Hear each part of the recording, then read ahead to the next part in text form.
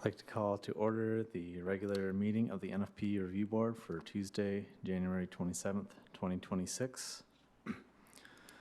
Nolan, will you please call the roll? Hollander? Here. Frederickson? Here. Rowe? Here. Stemple? Here. Martin? Here. Bassett? Here. Mergia? All right. Can I get a motion to excuse absent members? I'd like to make a motion to excuse absent board members. Second. All right. All in favor, say aye. Aye. Aye. Aye. Any opposed? Motion passes. On to the adoption of the agenda. Can I get a motion to approve the agenda as presented?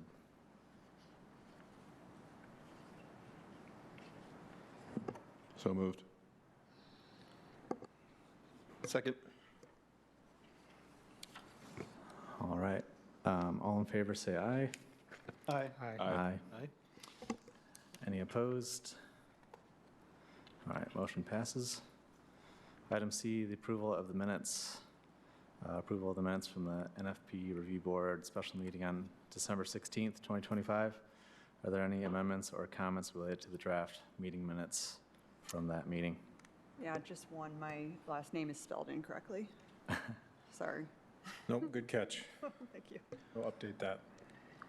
Also, there, at least in this printed version, there appears to be no name indicating who seconded the motion to approve the variance. Okay. Yeah.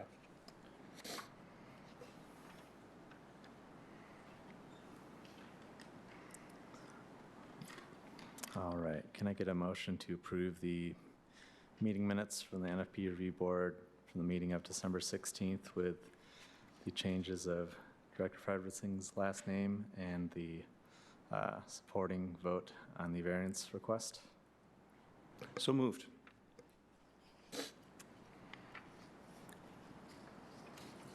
Support. Second. All right, all in favor say aye. Aye. Aye. Aye. Any opposed? Motion passes. On to item D, public comments. If there are any general comments from the public, please come forward, state your name, and you'll have 3 minutes to address the board.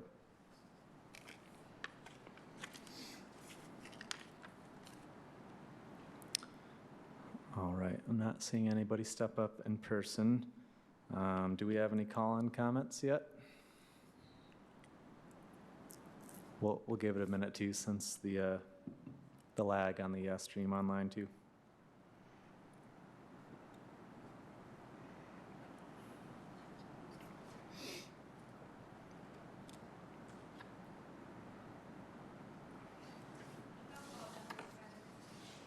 All right, thank you. Sounds like still no comments from online.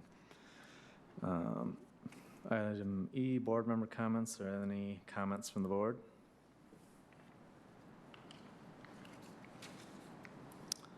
I'm hearing none. Moving on to item F, new business. 112 West Cork Street, NFP variance request. Nolan, can you please provide some background on this new business item?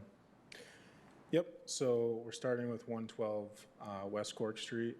I'll preface this by saying that each of these 5 cases in new business are actually adjacent parcels in the same sort of group of parcels. We're just treating them as separate cases for these variance requests or recommendations. So 112 West Cork is a part of a larger group of adjacent parcels owned by Statewide Rentals, LLC. Like I mentioned, those other parcels are 112, 114, 120, 126, and 132 West Cork Street. The group also includes 101, 107, and 113 Imperial, which are not in the NFP overlay district and are going to be undeveloped for these projects. But wanted to mention that we're talking about a little group complex of parcels here. The West Cork Street parcels are zoned RM15 and the properties are located within the West Edge Hill neighborhood. And the applicant is looking to develop some duplex housing on those West Cork Street parcels. The parcels, as it stands right now, are not slated to be combined. So if the parcels were to be combined, that was a trigger for site plan.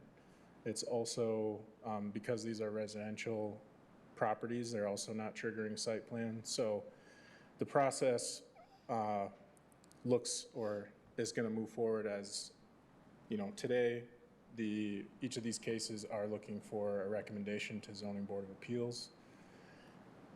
That after this meeting, they would go to the Zoning Board of Appeals for any final approval to the variance recommendations or requests.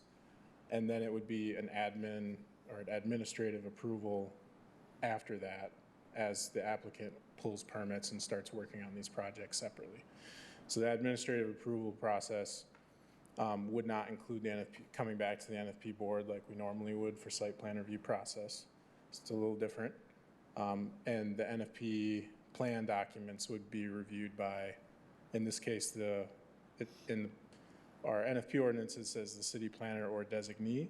The designee in this case is myself, the NFP board liaison. So I'd be working with our building and trade staff to review any permits and things that come in related to each of these projects separately. So that's kind of a broad overview of the process for these. The background, some more background on these West Cork Street properties. They've remained undeveloped for quite some time. There's a complex of steeper slopes that are closer to the frontage of each of these properties by Cork Street, and it kind of flattens out a little bit as you head further back into the property. It's also kind of heavily wooded, part of a larger woodland complex that kind of moves up to the north and northeast across these properties, as well as those Imperial Street properties. Right now, the applicant is requesting a recommendation to the Zoning Board of Appeals from the NFP board from the protected slope and slope setback standards for 112 West Cork Street, as well as the other Cork Street parcels within the overlay district. And right now, the project is planned to go before the Zoning Board of Appeals at the February 2026 meeting, so after this meeting. And like I mentioned, because these projects are residential housing projects, they don't currently meet the requirements to trigger site plan review, so it's an admin approval.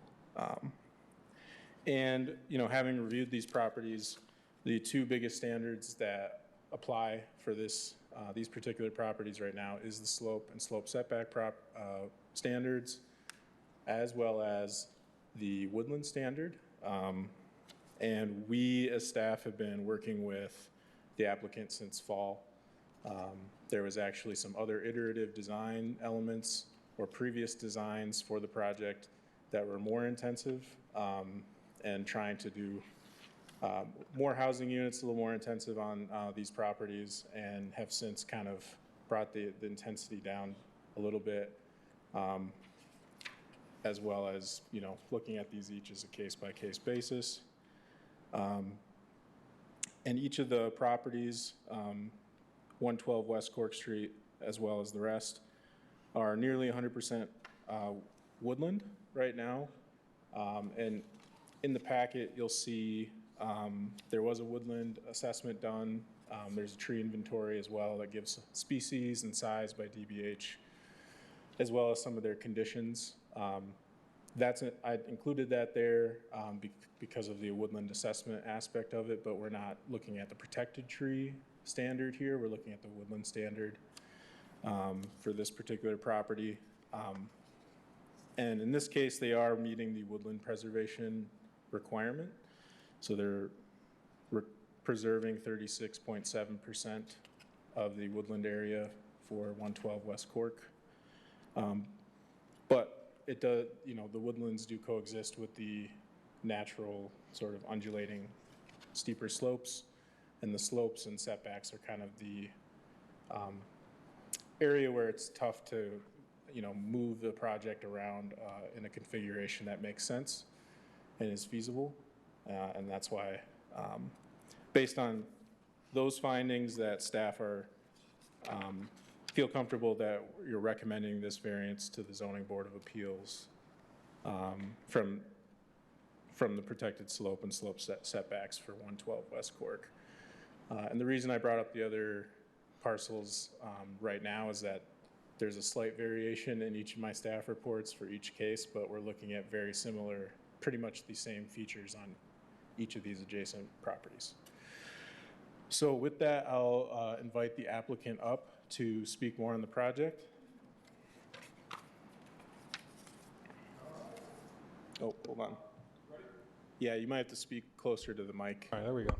Yep. All right, so I'm not going to take up a lot of time. I'm going to be as brief as possible. I've got a little opening statement. We'll go through some of the slides. I gave you guys each a packet that has, from the start, an email that I said, an email between Nolan, Pete, and a couple of the city planners where I presented these parcels in a trade.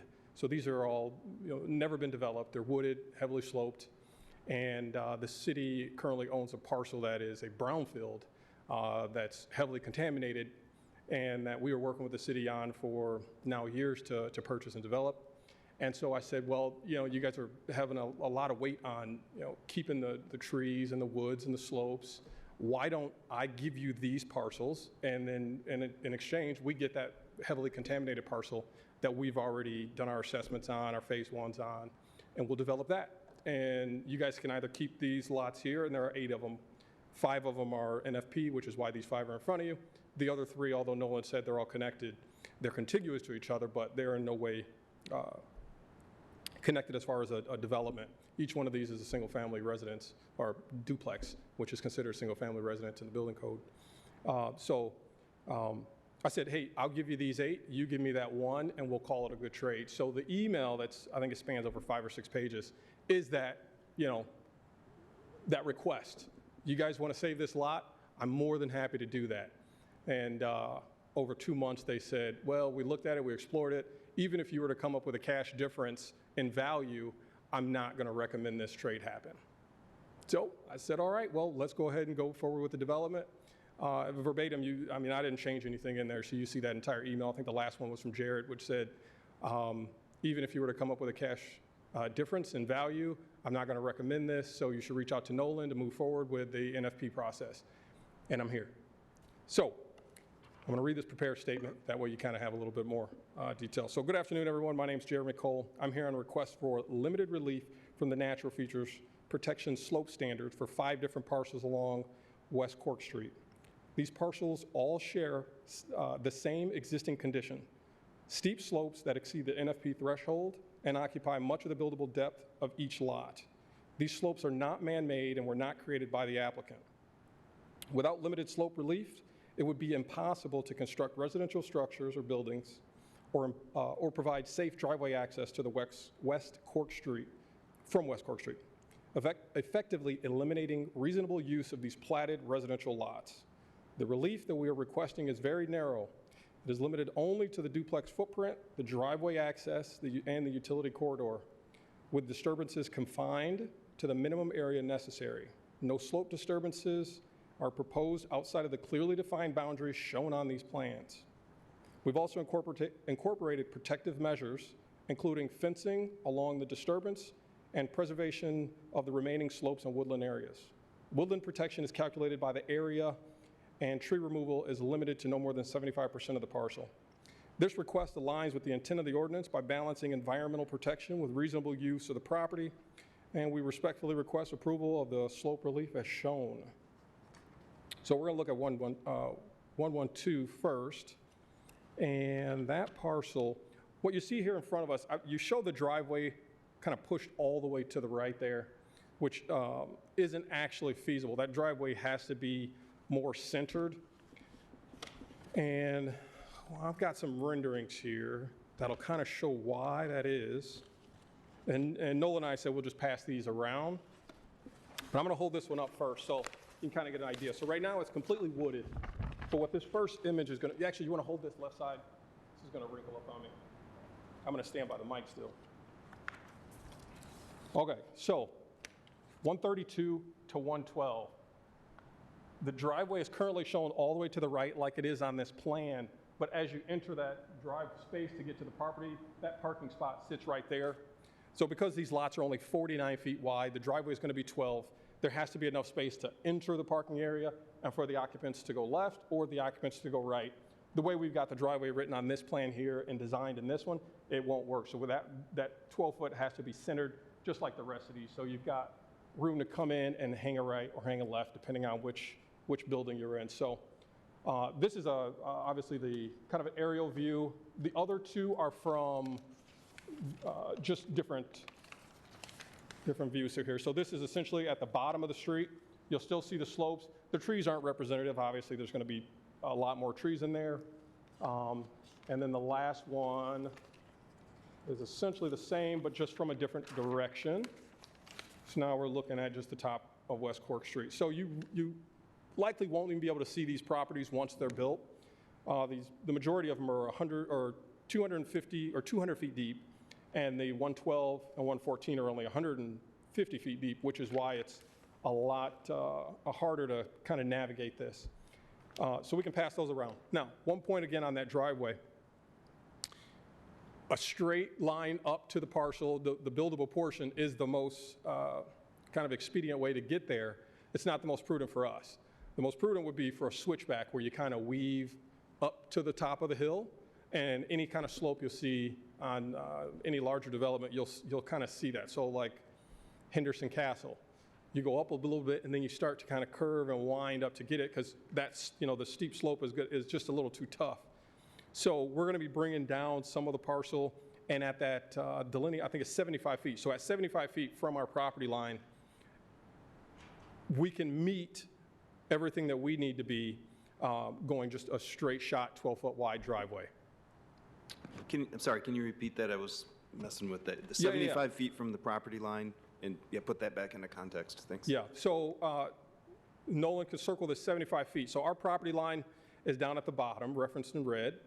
So 75 feet from our property line back is where we're saying we're going to stop slope disturbance. Slope is actually only outlined in the blue.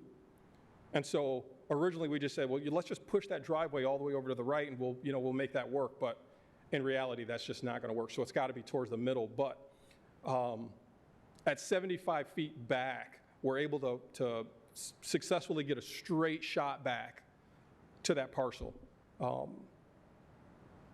But again, a straight driveway is not the best for us. A switchback would be. So essentially, you'd increase 5 or 10 feet here, then you'd increase another 5 or 10, another 5 and 10, and you slowly kind of weave your way up to the top of the hill. But a straight driveway is just a little bit steeper. So we're doing heated driveways. So we're, in an effort to preserve the slopes, we are spending quite a bit more capital just to make these happen. But again, if that's what needs to take place, that's what needs to take place. And so the request, again, is for a straight driveway. It shows, again, push to the right, 5-foot setback, which is what zoning is. But it's going to be centered like the rest of them. And then just one duplex there. So you can kind of see, yep, now we're at the topographic survey completed, I want to say this past December, maybe, yeah, I want to say December. So 112 is highlighted here. You'll see the actual slope, and then you'll see the 20-foot setback portion there. So there's actually no way to get back to the buildable flat land of the property without going through the slope. That next slide there is, again, just showing you the portion of the slope that would be affected on 112. And so the triangle there kind of shows you the square footage of what's being affected. And then we've got percentages of slopes in your packet that was handed out with that email. So you'll see the percentage of slopes total on the property. So 112, 2,100 square feet. The percentage effect, or the portion affected, is just about 120, which is only just under 6 feet of, or 6% of slope affected. Even if we were to move that driveway over to the center, that 6 may go to 15, but again, that's still going to be the lowest of any of the others, and we're not changing any of the others. So 112 is the least affected of any of these parcels that we're looking to do development on. Let's see, we'll keep going through here. What else you got there, Noah? That's the end there. Okay. I'll pull this up, though. This is a little more clear. So one of the other things you guys have in your packet is, I went through the relief criteria. Again, it's already recommended by the city, but I went through the relief criteria, highlighted why relief could be granted, and then we just basically made our points. But again, on these sites, without relief, there's zero access. These residentially zoned and originally platted lots that we did not change, without any relief, they're essentially undevelopable. And that by definition is a regulatory taking. So, and we've reminded the city of that, and they're aware. So, I mean, we're literally doing as minimal disturbance as possible to provide housing. And as Nolan said, these lots combined would allow 35 residential units. We had a plan originally for 16 micro homes that would be sold to community members that don't need 2,000 square feet homes. But after working with the city and they said, reduce, reduce, reduce, we're now down to 10 units, and these are now going to be rentals. So we went from providing 35 housing units to 16 homes that locals could buy to now just having 10 rental units. So listen, I love the trees, I love the slopes, they're beautiful, but you know, there's a housing need, and we literally have to balance that need. There's 25 less housing units than could be here originally because of this. So again, Can I ask you a quick Sure. question? So you just described the process of the planning going from 35 units to 16 down to 10. Is that what's represented here? This shows up a couple times in the packet, and it shows I'm not a sure bunch why. more units and a single access drive. Yeah, so that one there, I'm not sure why that's in this packet. I didn't include that, but Okay. that may be part of the 16 where we had micro homes in there, and the street was coming off of Imperial. Yeah. Oh, it's here in front of me. So this is the second iteration of the 16 homes. So the first one, we had 16 homes, and the driveway was coming off Imperial. Well, we started talking to some of the neighbors, and it's just a quiet dead-end street, Imperial is. And so they just said, hey, and we really don't want additional traffic from 16 homes here. You know, if there's any way you can change that, that'd be great. So we said, oh, okay, well, let's just put the driveway on West Cork Street. And so we changed it to what you see now. So now the Imperial Street folks only have the residential houses at 101, 107, and 113. So it's just like, they're on their street, now they've only got to deal with 3 additional neighbors. And so we presented this to the city, and then, the fire marshal said, well, you've got to have a 10% grade for the driveway for us to get our fire apparatus up to the street. And we said, well, the only way that that's possible is to decimate these slopes. Like, literally, we've got to do the switchback idea coming from the, what we're looking at, the left bottom side of this map here. You'd come from, that bottom left corner, and then you weave below where the units are, and then you'd weave back on. So we would literally have to decimate the slopes. The trees, we'd probably still be within the 25% of the trees, but it would be the slopes that would be the larger issue here. So we had to scale it down again, and that's where we just said, you know what? Let's just go with duplex residential housing. It doesn't trigger site plan, so really I don't know why I'm here, but it doesn't trigger site plan review, and it's residential development. So, Yep, and just to clarify again too, the reason you're here today is because this is a recommendation for variances to the Zoning Board of Appeals, who have the final authority for any variance request. when site plan's triggered is how the zoning reads. No, it's for even projects that don't trigger site plan. If there's a variance need, then we have to address that first before starting applying for permits, or even applying for site plan if site plan were something that was required. But in this case, the reason I include this too was just to show that there's been an iterative process back and forth with staff that, I do feel, as I mentioned in my staff report, we as staff do think, recommending the variance to the slope and slope setback there, it is, as Mr. Cole stated, that the slopes here do make it very difficult for any configuration for a project to be feasible. So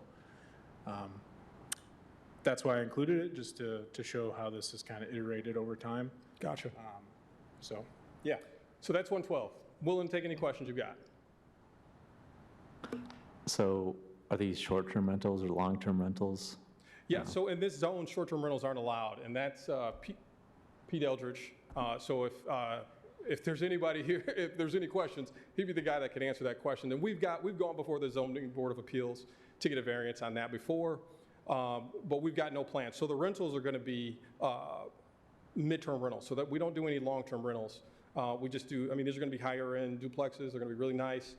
Like I said, heated driveways. I think we had 1,800 square feet over 2 stories, maybe not that much, maybe 1,500 square feet per unit over 2 floors, but they're going to be on a month-to-month basis. So essentially, and they're all inclusive. So, you know, there's not going to be like a surprise consumer's energy winter bill. You know, you turn it up as high as you want in the summer and turn the AC down as low as you want. The driveway heating always stays on in the winter months, and you just pay 1 monthly bill. So any additional detail like that can be seen on our website, and we've got not only those 3 renderings, but just different angles. So if you want to see what like the top of the driveway would look like looking at the buildings, you can pull that up and take a look at it. But to answer your question, no, short-term rental is not allowed. Pete's the guy that would send me an email and say, hey, you can't do that. And like I said, we've already been through that process, and we know where we can and where we can't do. But 30-day rentals are allowed here. Okay. And again, that's where it's now landing because we can't. You know, we still got land costs, we still got land movement costs, we got purchase price. All of those hard costs still, survey costs, all of the, and then the woodland was, you know, $5,000. All of these costs are still happening, whether it's 10 units or 16 units. If we can't recoup those costs on a sale to, you know, community members, we've got to recoup them somehow. And so accessing them as a rental property will allow us to recoup those while still developing these properties. You mentioned midterm rentals. I'm just unfamiliar with that term. Can you explain what that means? Yeah, so short is less than 30, mid is 30 to more, long-term is you sign a year lease. We don't do any year leases, and we're not allowed to do less than 30 here.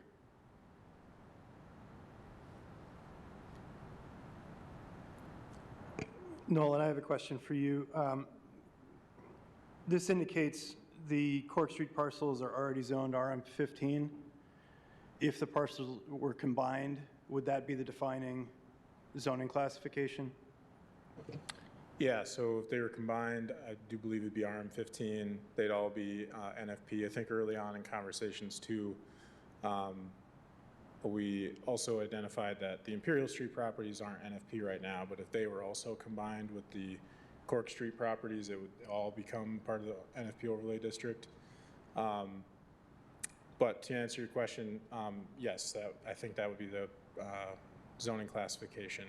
And I think one of the reasons as well that the lots aren't being combined are just some of those some of the challenges with the layout of the site initially and the grades required for maybe a larger parking area, as well as that the potential site plan review type trigger where doing individual lots that are already zoned RM15 to do these types of duplexes works. And for the applicant, I think I missed when you were describing what the technical challenge was of providing access from Imperial. I heard about the neighbor traffic concerns. That was it. The neighbors didn't want 16 new neighbors coming down that road. And the only way that the 16 new neighbors would be coming down the road is if we combined all those lots, which would just become, again, just going through just basic conversations and back and forth with the city staff, it just became a bit too cumbersome. And so we just said, we'll kind of bow out and gracefully just do the minimally possible to still meet a multifamily. The only other option is a single family home. And we can't even do that without putting a driveway access in. So like Nolan said, it would be, or it was slated for a more intense development. 16 homes, the roadways, the parking, it would definitely draw more traffic down Imperial Street. It would be a more gradual slope, but we have zero interest in combining all the lots now. Imperial lots 101, 107, and 113, we're already planning on using city pre-approved building plans, so those single-family homes are separate And those should probably go up before this even starts. And I think I caught it somewhere in here that you were stating that you purchased this property before the NFP was overlaid? No, I didn't. No? So the No, so, NFP yeah, was in so I bought it. force? Correct. Okay. Yep, yeah. Yeah, but again, you know, yeah, I think 2019 is NFP.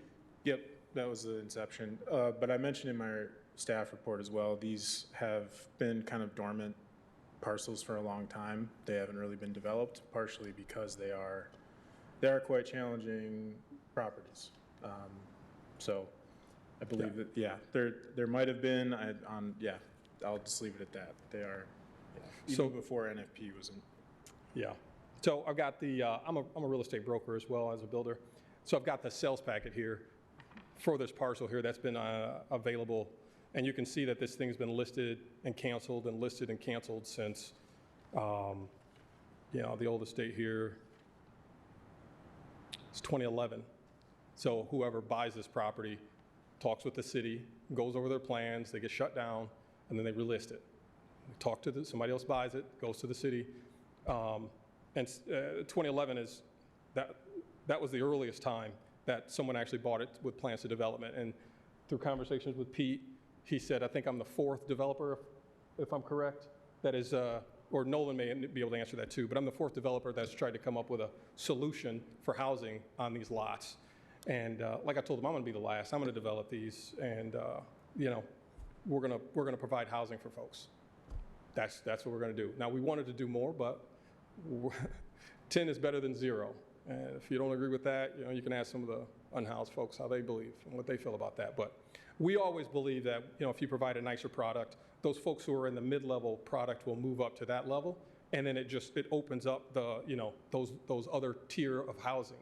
So you know, you may have somebody living in, you know, with a slumlord, and then they get to, the unit above them opens up, and they get to move to that nicer unit, and it sequentially falls in line. So you always hear some pushback on, like, you know, why aren't these affordable housing, or why isn't this? Well, we are opening up that in a different way. We're going to be providing a little bit higher end product, but folks are just going to be kind of moving in a vertical manner versus us being another developer that's just building affordable housing. So hopefully that answers your question. Question for you. Do you have a sense of what you think that driveway grade is going to be? Yeah, so the fire marshal wanted 10%. We're going to probably land at 15. So the poster that's going around shows the slope and the driveway kind of running concurrent, but it won't be that way. The driveway is going to be a little more recessed, and then there's going to be 4-foot retaining walls kind of going up to Okay. allow for that to happen. And That we was might, going to be my next question. If you thought you were going to have to do any walls, yeah. yeah, Okay. so we might end up having the garage recessed underneath. So you pull into the garage, and then there's steps to get up to the first floor, and then you've got steps to get up to the second floor. But when you're kind of behind the property, you're in the backyard, you're only seeing two floors. So is it, was it 12 foot that you were stating? 12-foot driveway, yeah. Yeah, but probably more likely more with retaining wall and construction access, which is, I'm not saying it's a bad thing, but just realistically, what, you know, do you think you'll be able to stay within that 12 and get the walls and be able to get all your construction equipment up there? Okay, so again, we own the Imperial Street lots, Oh, okay. and so we've got that access. And so there's this whole, I don't know if you can pull that one back up, that shows the whole thing, but, you know, those lots are behind it. Yeah. So I mean, even this will show. So we can come down one. And the plan really is to come on 107. Cork is a busy road. I live on Cork Street. I live a few near houses there, down. yeah. You know, so the construction noise and everything, I'm gonna be enjoying all that myself. No, I think that's extremely smart, and I'm sure they're appreciate seeing a construction access plan, because that would make your case Yeah, stronger. yeah. Do you have any particular plans yet for protecting the disturbed slopes after construction? Yeah, so that poster that's going around, we basically put fencing up around the entirety of that border. So kind of the horizontal line outside of the driveways is completely fenced off. Okay. And then, like I said, there's going to be a retaining wall. So, you know, unless you're jumping over the retaining wall to get on a slope for some reason, you really want to come into Sure. contact with any of the slopes. Yes, I was thinking more around the lines of like reseeding or any specific like slope protection blankets to help it get kind of reestablished after when the trees get pulled out, it loses its roots, so that soil can be really loose. So as you get further into that process, that might be something to consider to help the soil and land to like settle back and get its roots with the new seed, so it doesn't wash out on you. Sure. So just throwing that out there. We're plant people. Yeah, I had one more. I'm sure this is on your to-do list too, but protection during construction. Have you thought about that and the big tree protection fencing and the ordinances and what have you? Okay. Yeah. So there's going to be a 4-foot fence around the entirety of it. Again, so all of the construction traffic is going to be coming down Imperial. Yeah. So the only time and the only item that's going to be going down to Cork is probably going to be an excavator that's kind of leveling up that driveway back to the back of the properties. So until the parcels are done, all of the traffic is going to be coming down Imperial. Just kind of keep Cork, because we're not interested in pulling permits to close Cork Street or redirect any kind of traffic. We've got access from Imperial. We own those lots. We're going to use it. Makes sense. Okay, Yep. Thank you. Thank you. Kind of a technical question for Nolan. So we're going to have to be voting on each of these parcels separately tonight, is that correct?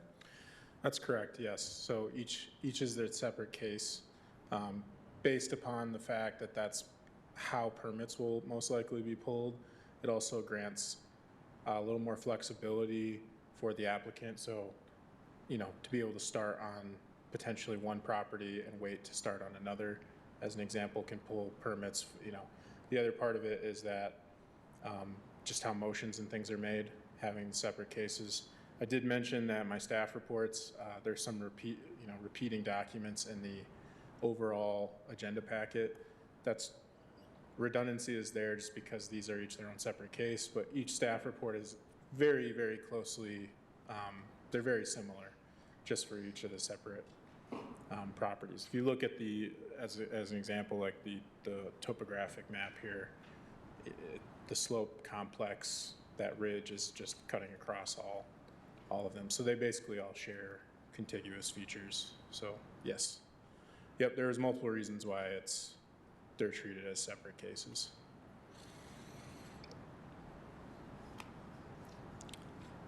And for the applicant, thanks for sharing those renderings. Those were interesting to look at. And you already made a comment about the trees, how there's going to be a lot more trees than displayed in those renderings. I noticed on those renderings the landscape is also looking pretty flat. So would you talk about more kind of what you expect the slopes and stuff to look like, I guess, with the integration of the housing and trying to kind of abide to the slope stuff as much as possible? Well, again, like on this topographic map here, lots 120, or I guess 99, 100, 101, outside of that little triangle, 98, the slopes are, I mean, it's, when you look at, have you guys all been to the site? I think that's part of it. Yeah, so you haven't? Oh, okay. So, if you were standing on the sidewalk across the property, the slope, I mean, it just comes down. So, I show it flat because it's pretty flat. And then again, at the top of the hill, the slopes are more gradual and they don't meet the NFP requirement. So that will be leveled out as best we can. But yeah, so it looks flat on there because, when you're there, you're looking at it, they come down at the same rate. That parcel 101, so 101 and 102 are actually combined. That's 132 West Cork. So those two, they show different lot numbers, but that parcel is the culmination of those both. So, okay, and then the percentage of slopes affected here. So, yeah, I mean, we're avoiding them I think almost as minimally as possible is what we're kind of, messing with.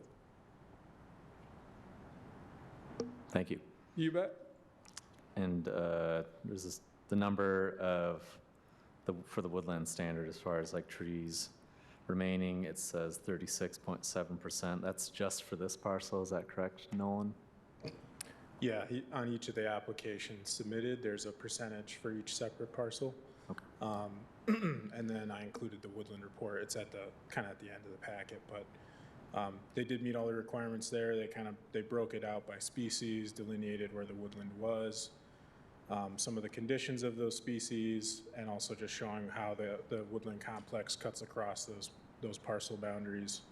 And then going back, communicating with Mr. Cole back and forth, helping him to identify how to calculate the percentage for preservation. So that's why for that one, the 36.7% is for just the 112 West Cork. So each one will have, it's got its own calculation, so. And that'll still be the case with the adjustment with the driveway that you had mentioned? Yeah. Okay. Yeah.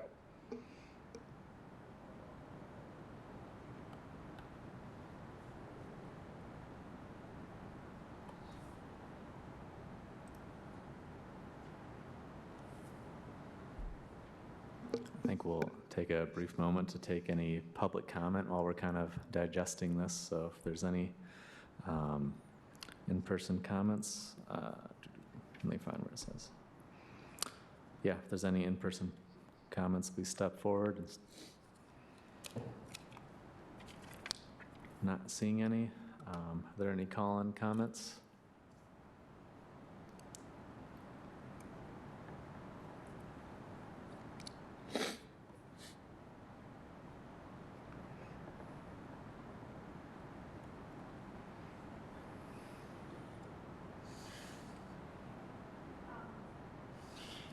All right, sounds like no call-in comments.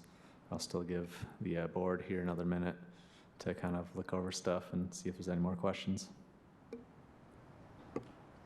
I got one. Are the utilities going to be just run up the driveway then? Yep. Yeah, underneath. Yeah, so for utility, they need a 10-foot easement, and so Yeah. with a 12-foot driveway, we're going to run right up the middle. So is everything going to be buried then, electrical too? Yep. Yeah, Yep. thank you. You bet. I also just want to comment on your overall presentation and preparedness for this. It's very thorough, and it seems like you've put a lot of thought into considering all options to try to reduce impact. So appreciate that. You bet.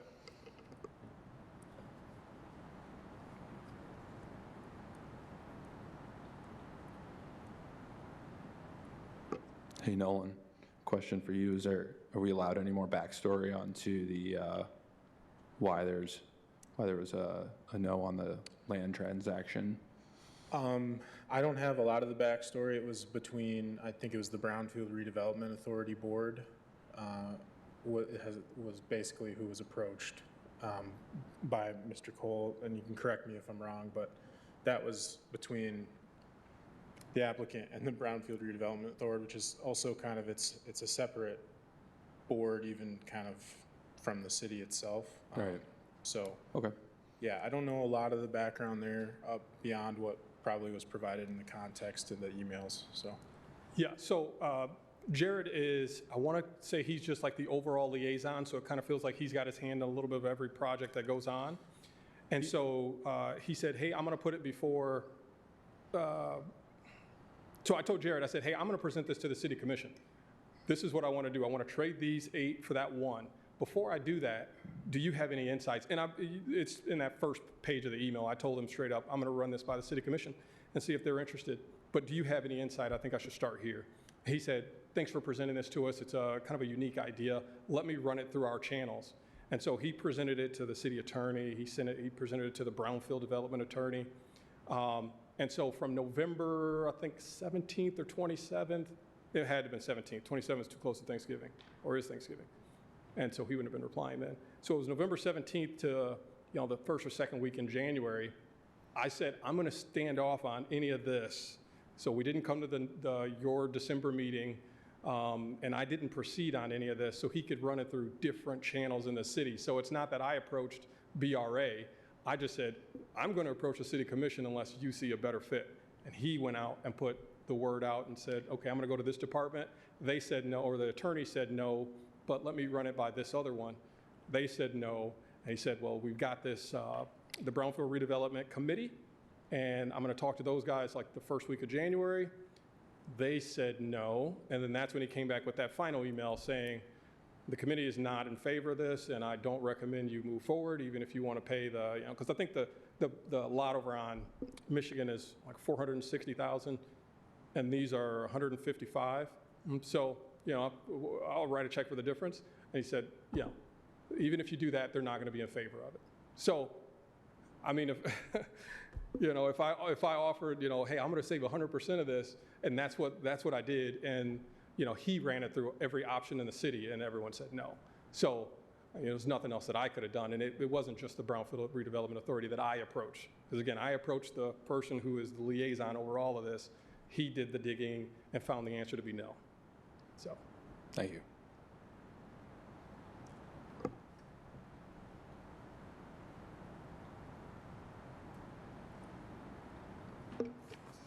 Just kind of a comment, I guess, adding to what Director Frederickson said earlier about the use of like erosion control blankets and that type of stuff.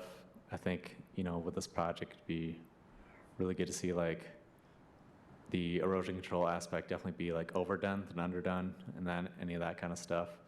And, you know, with like the removal of the trees, that's like the root affects the root balls, kind of holding the slopes together, but also the tree canopies would usually kind of interfere with rainfall kind of landing on the slope, and so there may be more issues caused by rainfall and all that stuff too. So that's something that'd be good to kind of see more overdone, I guess. yeah, so as a developer, we do this kind of project all the time. And so we work with Eagle, we work with Kalamazoo County Soil Erosion. So we pull their permits, they come out and do inspections. We work, we've got property along Long Lake where we're, you know, put beaches in. We built houses either adjacent or within wetlands.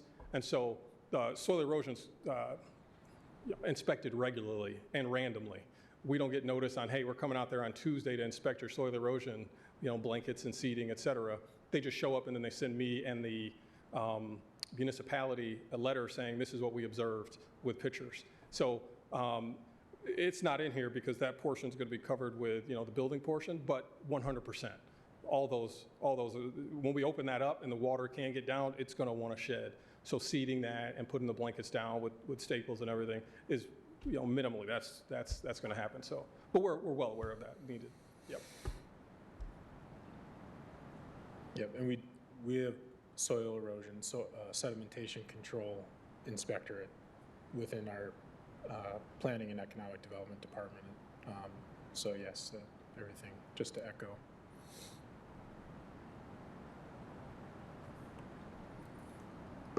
This is just a general comment for the project as a whole. You know, you're going to retain as many trees as possible based on your plan. That's your goal. You know, you're putting in new infrastructure, permanent structures, things that can't be moved. And my experience is that we're in a situation where we're putting homes and other infrastructure within a woodland that's never been, you know, we'll say it hasn't been cut down before, you know, all these trees are forest grown. It presents a lot of potential future risks for the trees that are left.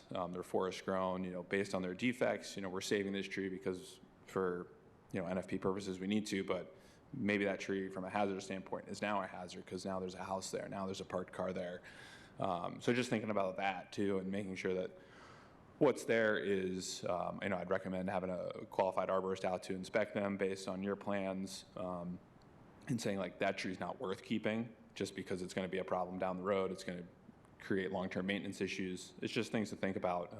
I know that, you know, you did a woodland assessment, you know, it's, you know, species size and pretty crude, you know, overall health of the tree. But just things to think about, things I've experienced is, you know, cutting a hole in the forest to put a house can create issues for management and risk management down the road. It's a good point. So Appreciate just it. things to consider. Yep. And sometimes it's a lot easier to get rid of the tree before the house is there if we know it's going to be a problem Right. because I of agree. root damage, compaction, whatever it may be. So that's Yep. all. I agree. Good point. And I Appreciate think I think as well with the preservation percentage requirement being 25%, I think there is some wiggle room as well, given the current percentages provided and delineated. So I think as, you know, as project progresses, there's flexibility built in to make sure that still meeting the preservation requirement, but like you said, if there's, you know, risk involved there, that, you know, there's that flexibility to be able to. Yeah. For sure. Yep.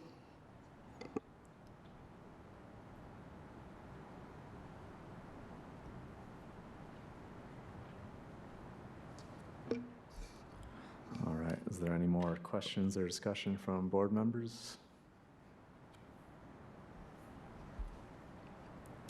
I'm hearing none.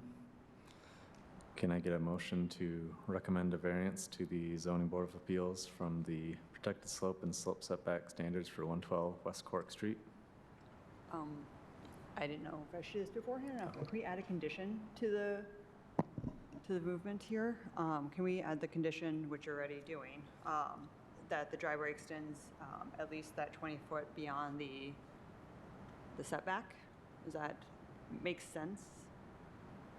Beyond, The protected woodland setback that you have highlighted in orange, that we just add to the motion that this is contingent on that occurring? 112, that wouldn't work.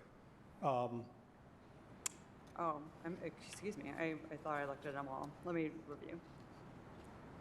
So these have a 20-foot setback from the rear property line.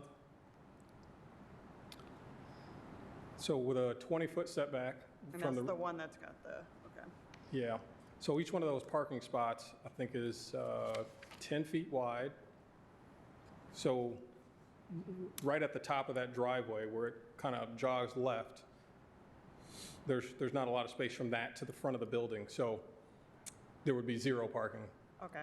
with that requirement in there. Perhaps it could be a motion, since we have to do we need to do a motion for each? Yeah, so. yeah, they're each their own case. Yep. So that motion, I would like to appeal to you guys to see if you'd like to add that to the other four, that it is plausible to do Well, that. 114 is going to be the exact same. They're both 150 deep. So I was seeing on the other ones that I looked in your images that it was beyond it. Well, that's, I think when we, so right The now, hard one's not like a scaled measured drawing with dimensions. I'm trying my best to just kind of look at it, so. for here, I think we'll focus on 112, and then as we get to, That sounds good, let's do that. I will add the motion for you now. I'd like to make a motion to recommend the variance to the zoning board of appeals for the protected slope and slope setback standards for 112 West Cork Street. Is there any support?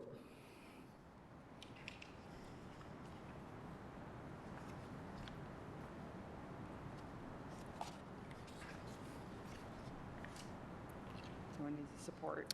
Does anyone support that motion?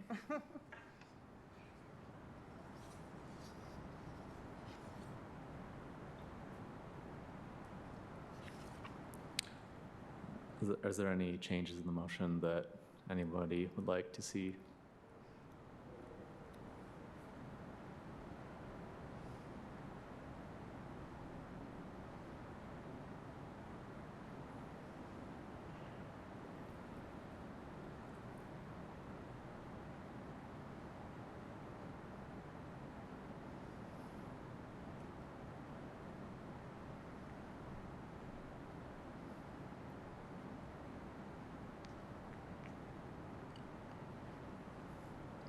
Is there any further comment on this project?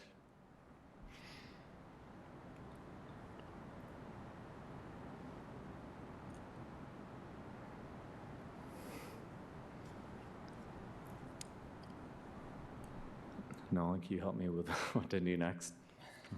yeah. So one item I wanted to bring up for you all was based on our last meeting. I know not everybody was at the last meeting, but just a reminder. So for quorum and voting purposes, right, a majority of the members of the board shall constitute a quorum. So we have that. We also have quorum for the meeting. So the vote of the majority of members present at a meeting where we have quorum is basically constitutes the action of the board. So, example, previous meeting, we had I believe a 4-1 or 3-1 vote. I think it was 3-1. That basically constituted a recommendation to the Zoning Board of Appeals. So just make that reminder to everybody here as well that this is a recommendation motion to the Zoning Board of Appeals, who have the final authority to approve or deny a variance request. The motions, as Director Frederickson described, there's also conditions that can be placed on a motion. You can also present a motion to not recommend a variance to the Zoning Board of Appeals. There are a couple options available to you as board members. I think something else that was discussed at our previous meeting, was you can't, unless you're feeling you're missing very critical information, you can't, make a motion to necessarily push an item to a next meeting unless you're really, really missing some type of critical piece of information. So you have a couple options regarding this. So, whatever motion is made, and we go through the vote, there could be yeses and nos. We're not an all or nothing board, so there is that part of this. And I believe we have, so, a couple options to lay out there. I'll leave it, again, if you guys need to discuss further or ask further questions, please do so.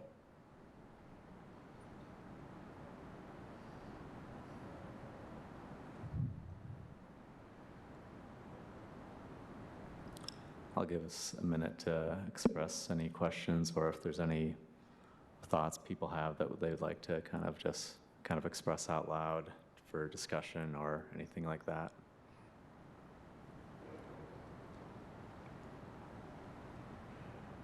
I do not feel that a variance is appropriate in this situation. The key reasons for that are the applicant knew that this was in the natural features protection overlay when the property was purchased. I do not feel that all options have been exhausted to develop this under the intended multifamily designation for which it's currently zoned. And there's just not a lot of detail here. This is yeah, we'll do that, yeah, we'll do that. I'm not seeing any sort of consistent plan that gives me comfort that this slope will be protected and that the trees will be protected, and I would approach this a different way as a developer, as an affordable housing developer.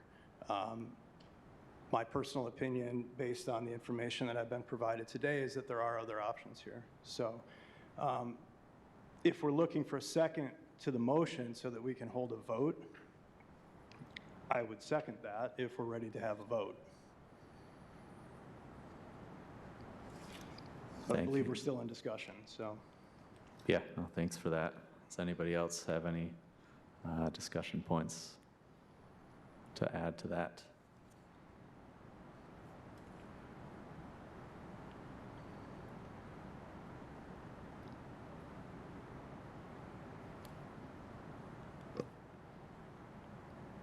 The only part I'm struggling with is the point that we do need to provide ample opportunities for these lots to be developed. I think there's a balance from both the developer and the city on that.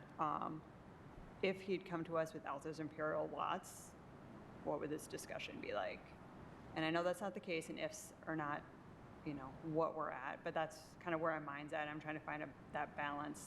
So I'd really love to hear people's additional thoughts of how we think we could further, what could be explored to assist this gentleman to get himself to where he needs to go on this.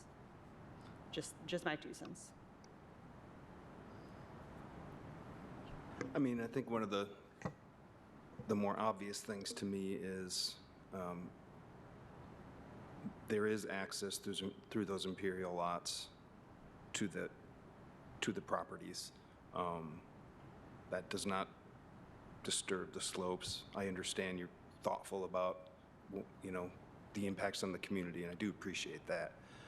But it just seems, I'm not a developer, but it seems like a viable option. I'll put it that. And our job is in part to balance all these things, but all the concerns that go into a development, but our main concern is to try and uphold the intent of the NFP. And I think if there's other options, it makes it harder to grant a variance, I guess is one way to put it. So.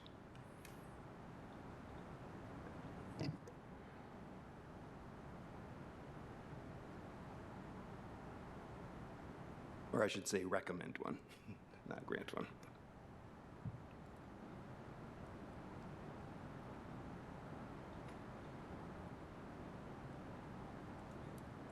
Have the neighbors mentioned any qualms with like the use of construction equipment on those Imperial Street lots? No. And to your point, these are individual parcels. So to force a use of a different parcel for a driveway, as a developer, I think you understand that that's not norm. And those parcels are residential lots. They're RS5. They're not RM15. As a developer, you should know that too. So I'm a little, just disturbed that you didn't know that, being that you have some other information on this. Yeah, I did know that they were within the NFP, and I know the NFP states exactly why relief should be granted, and one of those is no viable use. Lot 112 through 132 has no access. For you not to see that and to force access through a different property is disingenuous. Now, maybe from a layperson, I would completely understand that point, but as a developer, that's I don't think that's warranted. So I'm going to say I appreciate your comment, but I don't. So thank you.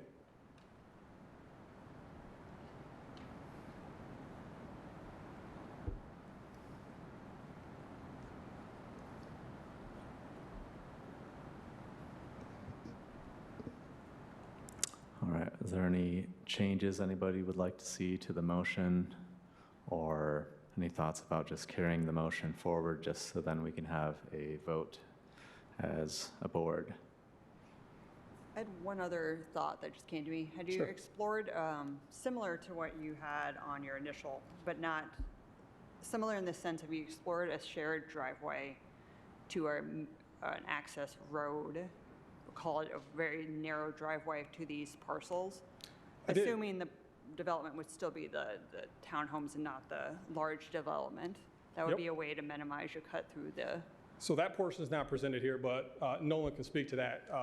So before I had individual driveways throughout this entirety of the slope, I said, why don't we just do one 24-foot driveway up to 132, and then instead of them having separate lots, we just, essentially where that slope is, we just connect all the driveways at the top. So there'd be one 24-foot driveway. And that was shot down as well. And I presented that too. I literally, if you think there's an option, I would rather you just say it here so I can say, and Nolan can verify, that I already presented that option. I said, let's just do one driveway here. That was going to trigger this meeting, and it was going to trigger that meeting. And then it just complicated a lot of different things. And we just said, well, okay, what if we just reduce it down to duplexes with their own driveways? I love that idea. I presented that idea first. So before before we got to the 5 individual driveways, and no one can confirm, I said one 24-foot driveway up there, up to 132, and then at the top, where everything's already flat, let's just cut across, and each one of those folks will just have a driveway from there. And I was even willing to take 25 feet from the back of 107 and 113, so that 112 and 114 could have parking. Why doesn't that work? Just so I can. Yeah, I don't remember, so during the meeting, I think one of the concerns was, how does that work easement-wise if the lots aren't combined and you have a parking lot cutting across multiple lots? I think another concern, not concern, but another item that was brought up with the larger driveway like that, I think Mr. Cole had presented on as well, was the fire access, because presumably with the shared lot, you'd need to be able to turn a very large, fire or emergency vehicle around in that lot. So there were some complicating factors involved there. So, but it was, as Mr. Cole is saying, it was an option that was explored. I think there was, I can confirm as well that there was exploration about Imperial Street access as well. For these properties in particular, there's not necessarily one kind of, I think, silver bullet involved with how these could be laid out. I'm sorry, yeah. what was the definitive reason why an easement arrangement would not have worked in that situation, and how was a turnaround for a fire apparatus definitively ruled out? Yeah, I can't recall the specific details from that meeting in terms of the easement situation. It was myself, our pre-development manager, Jared Chambers, and Pete Eldridge, our zoning administrator, were helping lead the conversation around the easement situation with parking. I don't know, I know Pete's here. Pete, if you wanted to support or give any more context to the parking lot shared across the parcels.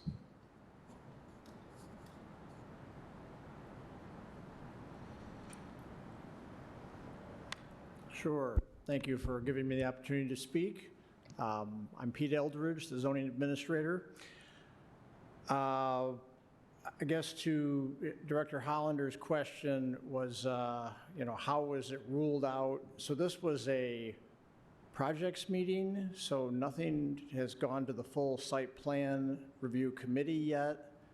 So it wasn't ruled out, it was just stated that if this is going to be a development with a combined driveway, that there has to be emergency vehicle access and there's got to be a turnaround ability for that emergency vehicle, meaning like a hammerhead at the end of the parking lot, or the drive could extend all the way through to the street behind so that fire apparatus could go all the way through and pull out the other street. So you could potentially do an S-shaped drive coming off of Imperial and dropping onto Cork? You could. Yeah, and limit the slope impact to a single drive instead of the multiple drives that we're looking at here? It's possible. I mean, the logistics hasn't been worked out, and one thing that Mr. Cole mentioned was the grade required for fire apparatus, which I think is like 5 or 10%. I believe it's 10%. Yep. Was it 10%? Yeah. So there's, it's just a matter of, building that drive coming in to not exceed the grade requirement, and doing the analysis to see what that looks like. Was that an analysis done? No, we just, basically these requirements were shared during the meeting. And can you speak to the easements? And the easements came up because Mr. Cole was talking about not combining the properties and doing one larger development that would go through site plan review. He was looking at it as doing individual developments of each property with just a duplex. And then the connecting drive between the parking lots for each property, there would be easements for that. And I think the two properties, 112 and 114, the Imperial lots that are just north of those, there would be easements to allow some of the parking for those properties for the Cork Street properties to spill over onto the Imperial Street properties, if I have that roughly correct on that layout. So that was the talk about the easements. Have you seen that type of easement arrangement done recently? I mean, I know in my backyard, there's an alley that's shared by multiple single-family owners, and there are cross easements for them. So I know that those exist throughout the city. Is that something that's been done recently? I have not seen that done recently. It just, you know, it's complicated, especially if properties are bought and sold, and you've got all these easements, and then you've got to set up, you know, maintenance agreements for the driveway that's being shared and so forth. So, no, we don't usually see that very often with, you know, with a development, you know, with the original proposal, I should say, that had, you know, multiple duplexes. Thank you. Is the grade on the driveway for fire apparatus not required for single-family access? Is it different for like the multi-building? It is different. Interesting. Yeah. Okay. Yeah, it would be different. Yeah, that requirement wouldn't apply for a single-family home, but if it is a larger development, you know, if it's 3 or more dwelling units, then it's going to go through site plan review, and, you know, that's when the fire marshal gets involved. Interesting. Okay. And I don't want to take up too much of your time, so that was really all I had to share. Thank you.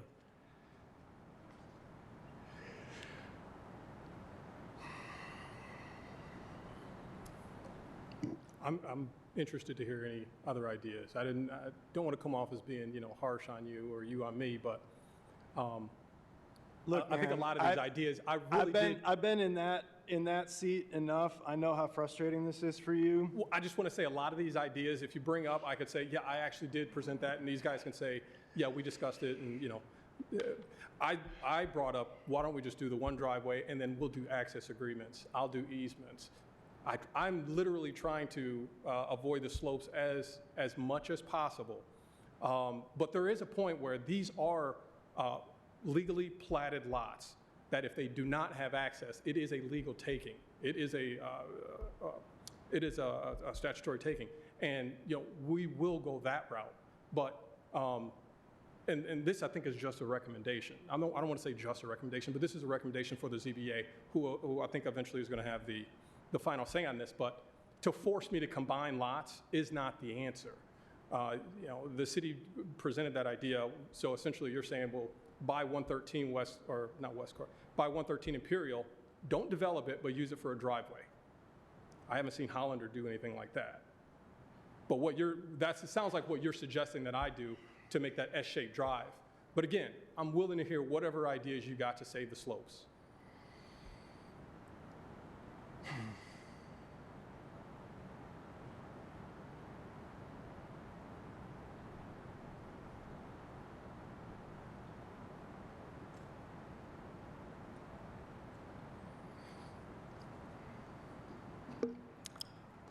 All right, is there any more questions or comments from the board?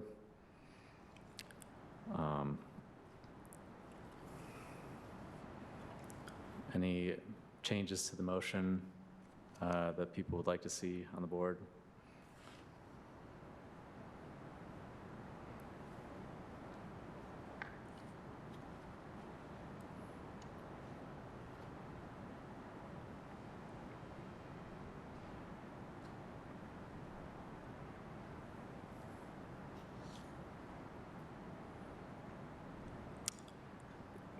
Correct me if I can't, Nolan, but I'd like to motion to not make a recommendation on this 112 Cork Street property. Is that allowed, I guess? Yes, that's a motion you can make. Yep.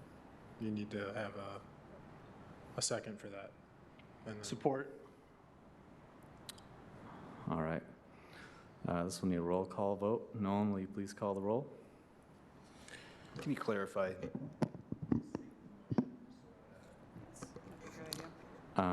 Make a motion to not make a recommendation of variance to the Zoning Board of Appeals for 112 West Cork Street. Gotcha. Thank you.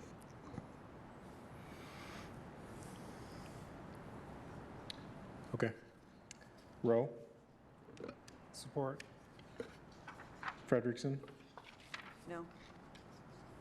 Well, I want to clarify. So the motion right now is to not recommend. Yeah, what is the, So is there support in this? in this case, I think you Just have to be no. clear on what, if you're voting affirmative for that motion or not.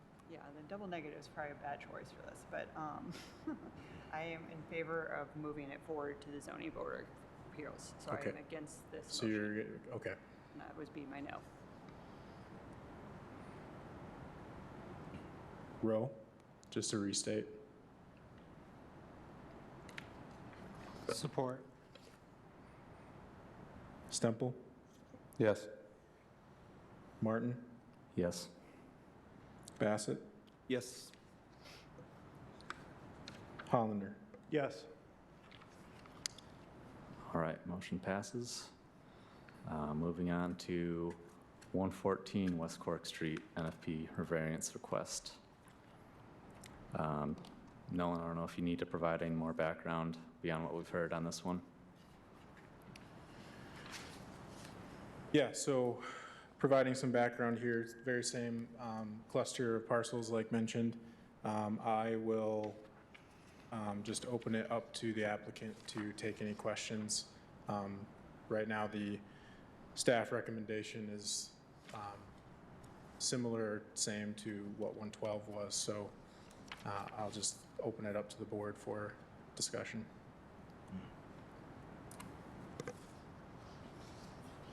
Just going to ask the applicant if there's any additional information you'd like to share specific to this parcel. I don't think there's anything different from the first one at 112. So slopes are going to be the same here.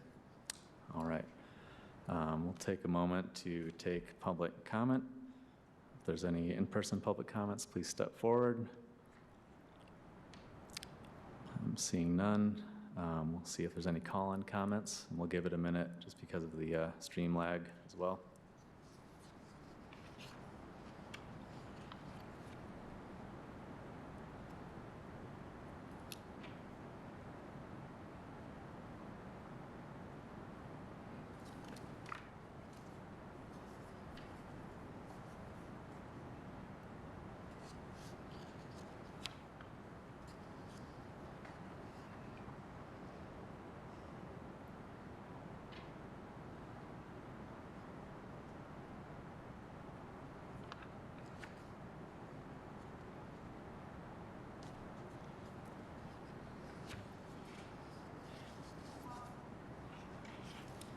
All right, sounds like no call-in comments.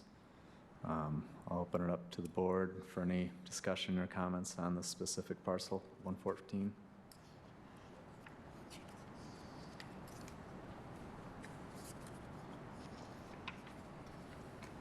No, I don't think there's any additional information I need for this one.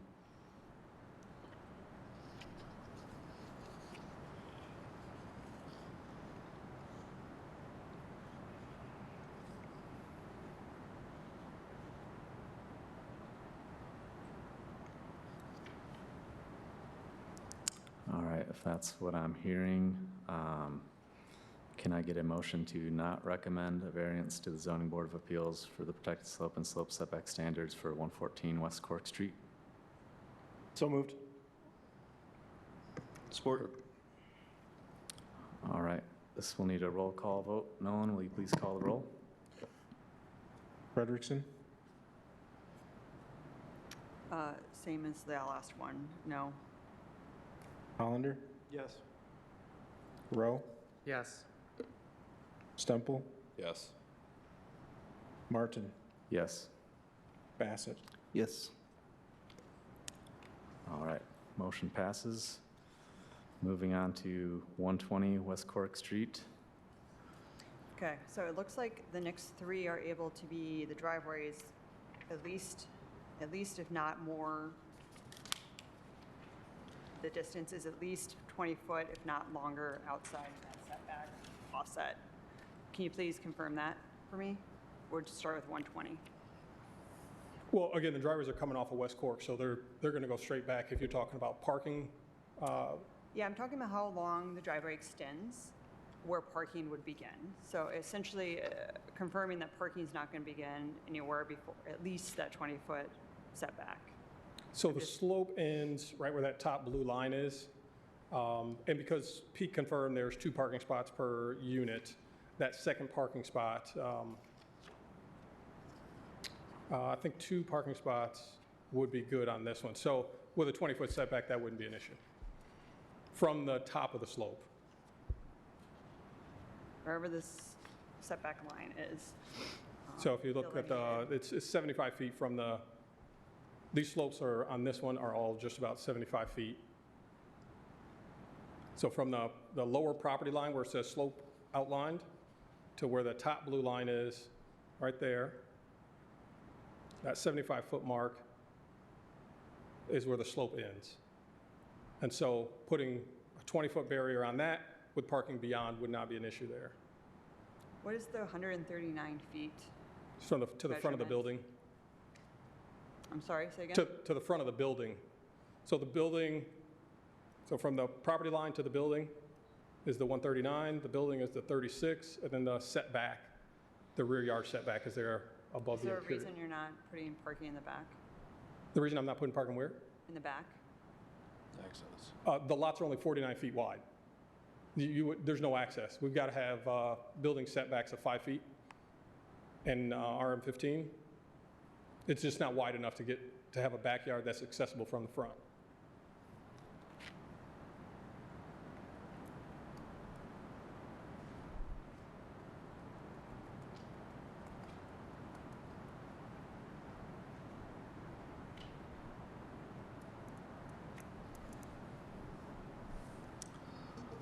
Is there any more comments or discussion from the board on this item?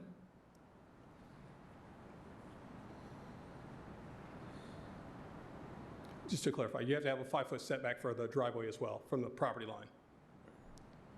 So we'd have 12 foot plus 5 foot.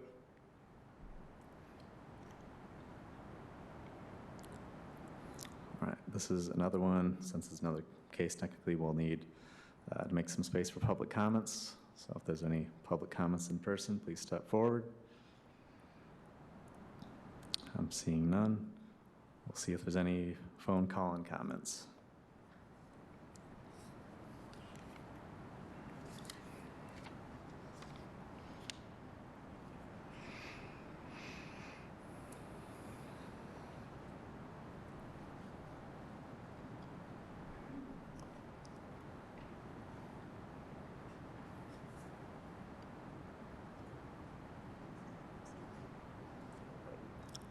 Sorry, did you say that there was none? I might have missed that.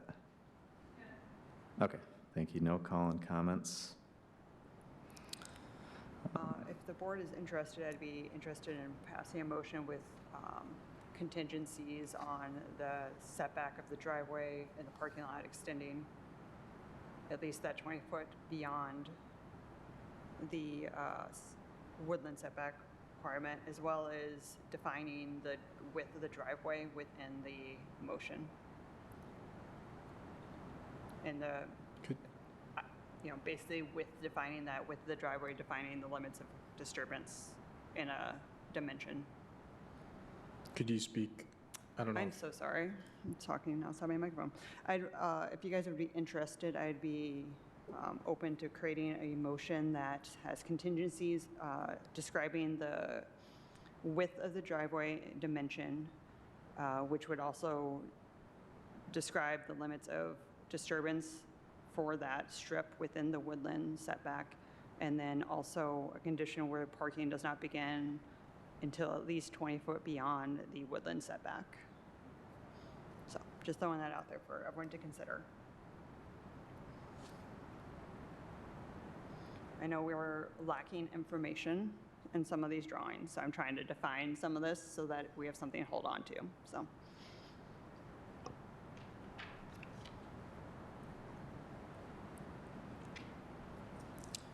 Are there any comments from other board members on that? I understand the intent of what you're saying, Director Frederickson. I think. But I can't wrap my head around the exact conditions that you're describing. Yeah. Is that a question to describe better, or that you're not agree? I was getting to whatever my actual statement was slowly. But yeah, could you articulate how you would put it into the motion, basically? Yeah, I definitely would need some help wordsmithing that. Yeah, that's. I think that would help me understand. Yeah, that is not my forte necessarily, but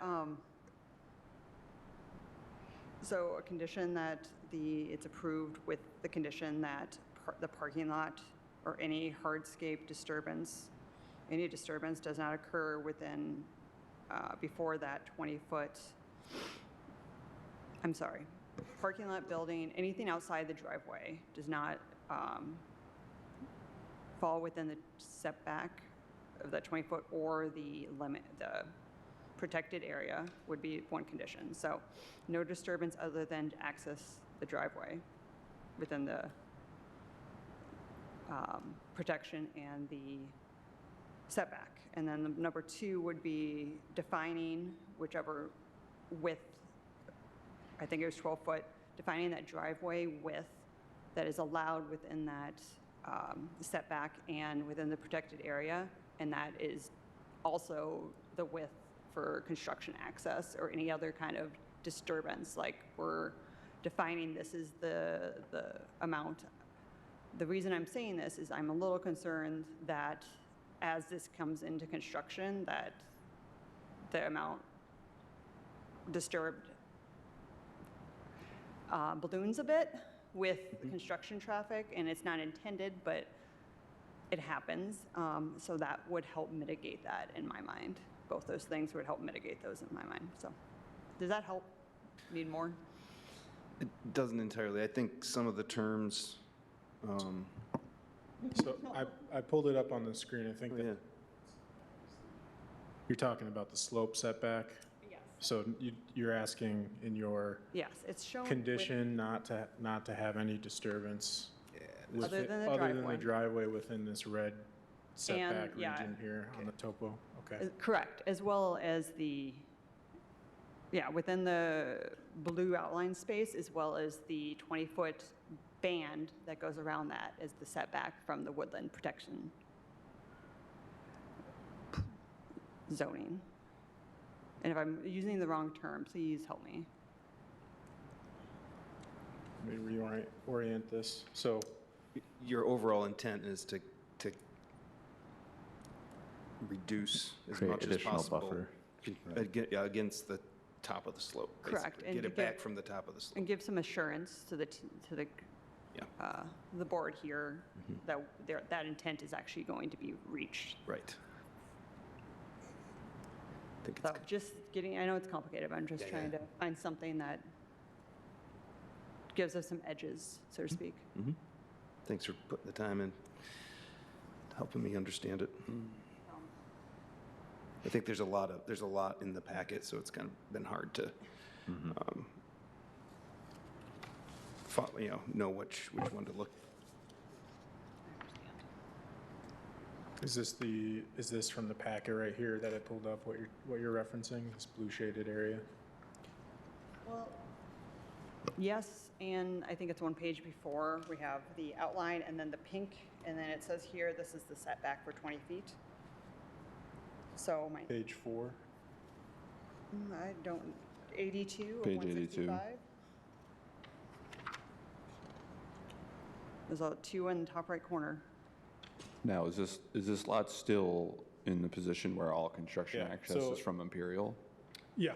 Yeah, So it was where I was That would at. probably want to be a condition as well. right.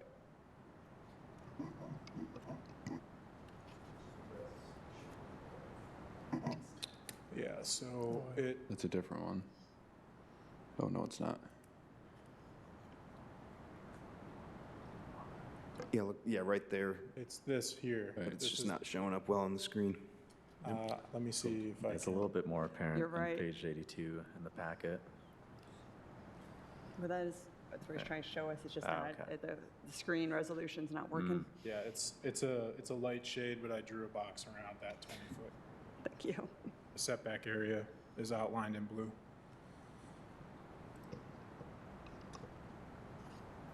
So to clarify, you're asking for a wording of no construction activity within the 20-foot setback aside from the 12-foot wide driveway creation. I love it, yes, that was much more succinct. And I like your idea of, with the condition that main construction access is happening. off the Well, road. that was from the applicant, he stated that. Oh, yeah, Okay. but I think that would be a good condition to keep with it, and I think that would help your zoning board of appeals conversation as well. I understand now. I'm so sorry. All right.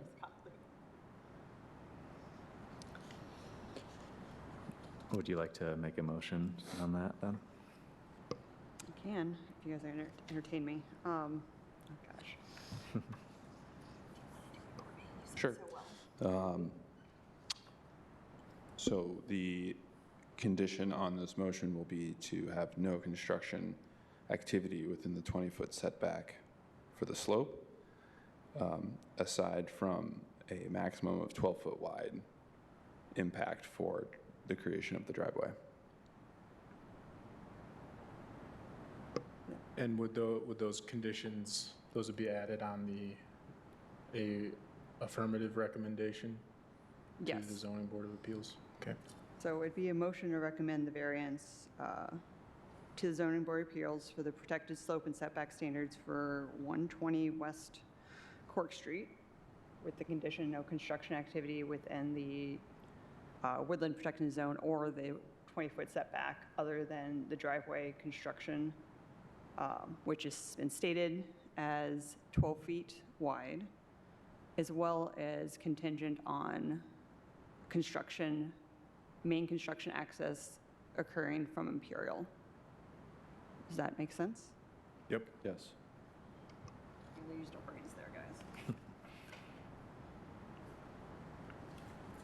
Nolan, can you read the topographical elevation numbers from top to bottom of that slope?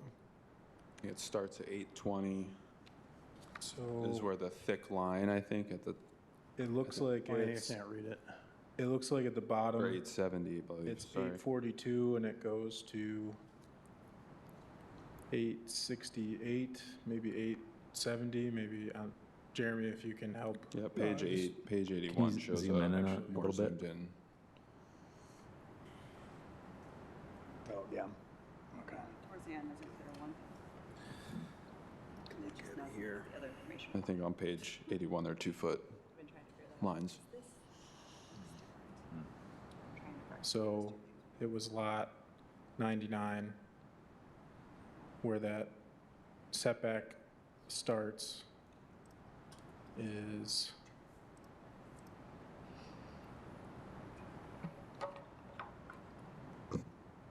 yeah, 867 and then towards Cork Street, 842.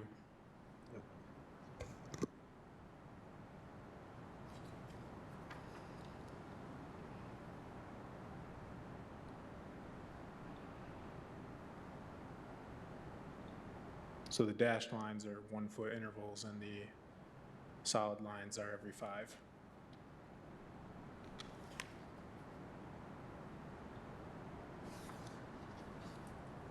The 25-foot drop? This.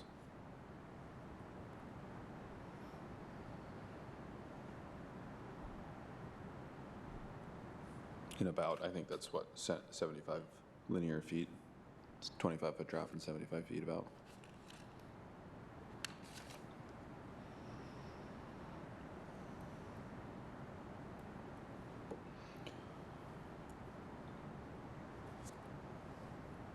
So I know currently we have a motion out there. In order for it to continue, it would need a second. Otherwise, Can I ask one more question? yep. Checks and balances question. I feel like other people have stated this. We know that you want to balance like not doing too much until you know that your answers, but it's really hard to evaluate things when we have such early designs. And it doesn't have site plan approval, so I mean, I'm struggling because I'm not seeing what the parking lot actually is going to look like, what that retaining wall really is going to be like, because this is Right. a lot of slope. So what's, like, what is the check and balances? This is more of a question to you, Nolan. Like, if we, say, go forward and they get the variance through the zoning board approvals, Yep. what is the real protections? So their next steps would be with our trades department, where they would pull construction permits, so they would have, like, potentially for the retaining walls, there would potentially for soil erosion sediment control as well, so that was a point that was brought up. There would also be my admin approval attached, and so it would work through our permitting process, which is kind of that classically in site plan approval world, that would be like the final kind of step. So are site What- plans a part of that permit? No, it would, well, there would be, Is there a would be, plan? Okay. Something will be drawn out to scale with dimensions? yeah, there would be requirements for permits so that so our inspectors can actually do inspections. Yes. Yeah. Surprised I didn't think about this before, but, or maybe you answered it too. You needing to cut into the slope to get the grade where you need it to be in this instance. Have you calculated how deep that cut is going to be at sort of the maximum? Obviously, you're going to start none, and then by the time you get to the top, it's going to be none, I'm assuming. Yeah, so it's going to, Some gonna be point like, be really deep, maybe, so that's what I'm Yeah. concerned. so it's more like a cut and fill. So where there's high spots, those are going to be transferred down to the lower end of the property. And so it's a lot more gradual easement. And when I say retaining wall, towards the top is where it's got to drop down so that you know what I mean? It's not, I think you said 25 over 75. Again, with that retaining wall, so you got slopes, driveway, slopes. The driveway is going to sit down, and then you got to come up, and then you have to come around. So that's why I'm thinking, that's why I'm saying on this one, it's not going to be an issue to go past, because we're already going to probably go past 20 feet. Yeah. Because you know, to get over to that spot. But yeah, so a more of a cut and fill. So we take some of that high spot, bring it down to the low spot to make it more gradual. Gotcha, that makes sense. So have you figured out what is the deepest, you know, how high is the wall going to be at its deepest, or its tallest, I guess, in that sense? How high is the wall going to be at its highest? I'm not going to give you a wrong answer right now, so I'm going to say, You're not 100% sure? yeah, Okay. I'm not going to say. You understand the question, though? Just wanna Oh, make- I do. Okay, good. Okay, Yeah, just to make sure that's what the interaction was. Thanks. Yeah, to be fair, I feel like those are the kind of things I'm trying to figure out for myself, and that would help me understand more. And again, I understand your balancing of it, but it makes it hard for us to kind of fill in the blanks between those two things when we're working with such an extreme situation. Sure. So, Yeah, I'm looking at this, and I mean, you mentioned earlier that some of these are not going to be perfectly straight driveways, and so not knowing what the actual driveway plan looks like doesn't allow me to know what surface area of impervious surface you're proposing in the slope area, which makes it difficult for me to wrap my head around this, and makes it difficult for me to want to agree to the motion that you're trying to propose.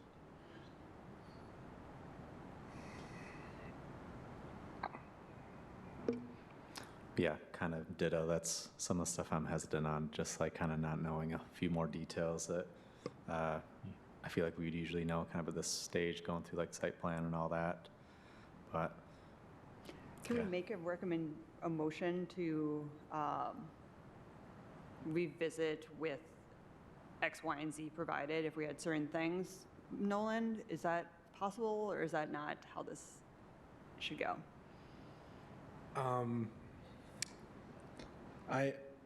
I can't say for sure. I mean, I go back to my original point that if you are, I mean, if there's critical pieces of information that you think are missing, I mean, this is kind of a balancing act, right? So this is where it's tricky because, as an example, if this were going through site plan review, a lot of times before someone gets to a checklist meeting in site plan, which is kind of pre-site plan, working out some of the kinks, right? Before they can even start that process, they would, if there's variances, potentially, they'd have to go through this process first, right? And there's not always hard plan sets ready yet. Sometimes you're coming with more of a conceptual type of drawing or something to that point. So for this, a lot of those planning type documents would be required for pulling permits. So as an example, like for a retaining wall, our building official would need to have the actual civil drawings of the design of that retaining wall, the load it can take. He'll need all the calculations for that. There are checks here, even though it's not going through site plan, where the permitting process does require this information in order to actually get approved permits and be able to start work. If it comes to that point, it gets through to permits, and is anyone rechecking the % of disturbance to verify it's being met based on what we approve at this stage? Yep. That's So- where that's where I guess I'm getting down to it. It's like, So for the administrative review, it would be myself working with our building and trades staff to ensure that disturbance isn't changing. One of the things that, I also include when it comes to either an admin review or even when someone obtains full site plan review, in a letter, is that basically, there's a call out that says if the scope of this project is changing, or if there's any, if anything beyond what's been approved already is changing, we might have to reevaluate, right? So there's also that check of, if, because I mentioned earlier, right, like the woodland preservation's percentage, there's some flexibility there, right, for the applicant, some wiggle room. With the variances, it's more specific, and so there's not that wiggle room. So if any part of the scope changes or impacts beyond what was approved change, that's kind of the risk, right? That you're coming through this process kind of early. The check is if anything changes beyond what's approved, you're going to have to come back potentially through the process. so we just need to make sure what we're giving you and approving is something you can check against. Yeah, well, and that, I think Right. it was described quite a bit earlier too, but there has been a lot of back and forth between staff and iterations of how this would lay out, or guidance provided on how the process works, which is part of the pre-development process, right? We try to make sure it's a little different than we used to do it, but we try to make sure that there aren't these walls to kind of all of a sudden pop up and you have to kind of figure out how to get over them through the process. Yeah, where was I going with this? All that to say that I think overall there are checks and balances on the back end with the permitting process. And the administrative review would be, I'd be working with building and trades folks with the permitting and, making sure they are aware and understand what the variances are. I work with our soil erosion and sediment control, permit technician for projects now to ensure alignment. So I think this is kind of that stage, though, where there's a balance of kind of early in the process, not quite to pulling permits yet, or maybe having some finalized documentation ready yet. I appreciate that. I think it's probably just coming from a point of view that we've seen such a wide discrepancy about what we get. And so I've seen some that are so much further along, and it's so much easier to have these conversations. So I appreciate explaining it. Thank you. Yep.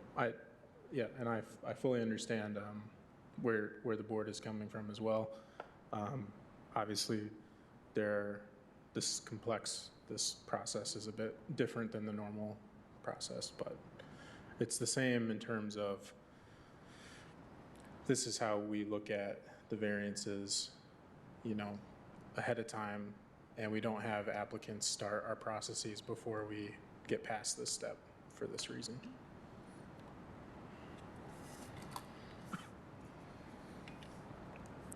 So I may have missed it. Did you make a change to your motion that you'd?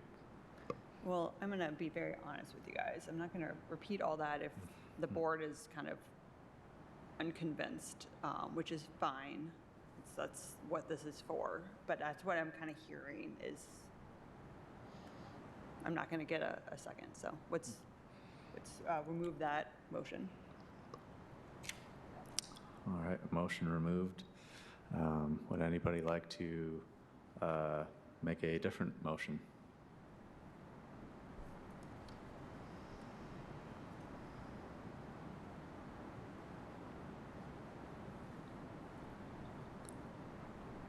I think kind of just based on what I've been hearing and kind of the theme of these, I'd like to make a motion to not recommend a variance to the Zoning Board of Appeals. Protected slope and slope setback standards for 120 West Cork Street. Support. Second. All right. No one else need a roll call vote. Will you please call the roll? Bassett, Yes. Martin, Yes. Stemple, Yes. Rowe, Yes. Frederickson, No. Hollander, Yes. All right. Motion passes. Moving on to 126 West Cork Street.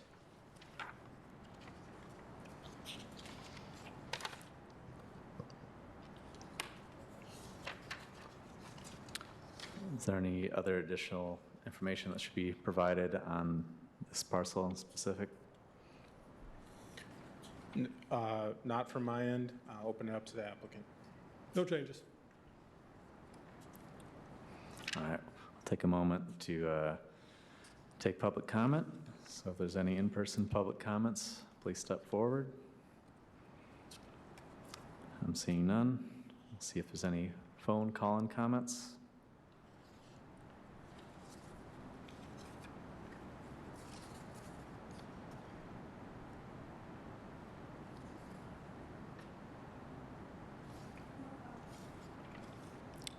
All right, sounds like no call-in comments. Is there any questions or discussion from the board members? No, not for me. I think it's pretty similar to the last one. All right. I'll make a motion to not recommend a variance to the Zoning Board of Appeals from the protected slope and slope setback standards for 126 West Cork Street. Support. Anyone else? Do I need another? Can't remember. I think you made the motion and All Director right. Stemple supported. Cool, thank you. Nolan, will you please do a roll call vote? Hollander, No, yes. Yes, support. thanks. Frederickson, I'm going to say no. Thank you. Rowe, Yes. Stemple, Yes. Martin, Yes. Bassett. Yes. All right, motion passes. Moving on to 132 West Cork Street. Once again, there is an opportunity to provide public comments related to this agenda item. If there's any in-person public comments, please step forward. All right, I'm seeing none.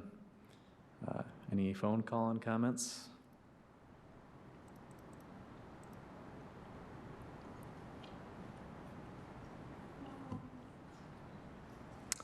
All right, thank you.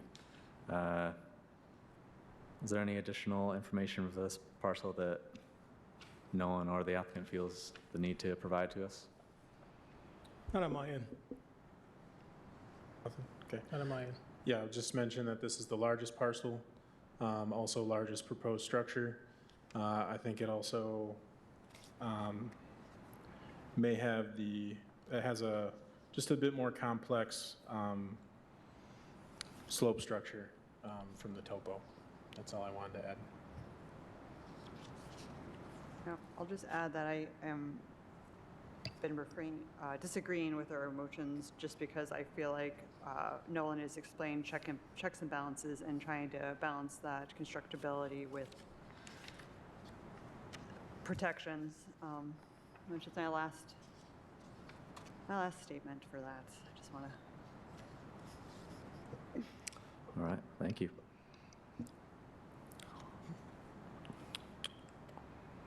All right, any more questions, discussion from board members on that? All right, I'm hearing none. I'll make a motion to not recommend a variance to the Zoning Board of Appeals from the protected slope and slope setback standards of 132 West Cork Street. Support. All right, Nolan, this need a roll call vote. Will you please call the roll? Bassett, Yes. Martin, Yes. Stemple, Yes. Rowe, Yes. Frederickson, No? Hollander. Yes. All right, motion passes. That's the end of new business. Item G, looks like there is no unfinished business. Item H, staff reports and updates. Is there still no more staff reports or updates, Nolan? The one update I have is that I'm hoping that, or I'm going to bring to the February meeting, just election of board officers. We have two, the chair and the vice chair, so just something to think about. Director Martin, we have been working on trying to recruit a person to fill your seat, but we're very fortunate that you're sticking around and still serving. So we're still working on, promotion of the NFP board and making sure we can fill that seat. And then I'm also in February meeting going to bring the annual report for 2025. Kudos to the board. There was a meeting every month. So that might be the first time that's happened since probably the inception of NFP, where there were probably two meetings a month. But I just wanted to say that's, a really good streak for the board. We even had the special meeting in December, which, I felt very fortunate that board members were able to attend. So that's very much appreciated, and handled that particular board meeting very well. So yeah, we'll go over the annual report, hopefully bring the guide document as well, and still promoting to fill the one seat for the board. So yeah, February we'll have some sort of admin related things, but should be good. I'm excited to go over the kind of 2025 in review. I can't believe we went through 2025 already. So yeah, that's my announcements or communications. All right, are there any other communications or announcements from board members? I just want to make a comment that I appreciate everybody's patience. This is a unique function that doesn't have many analogs, so each situation is pretty challenging, can be challenging. And so, yeah, you watched us all kind of struggle to understand how to fulfill our roles up here, and there's doesn't seem to be too many patterns to learn from.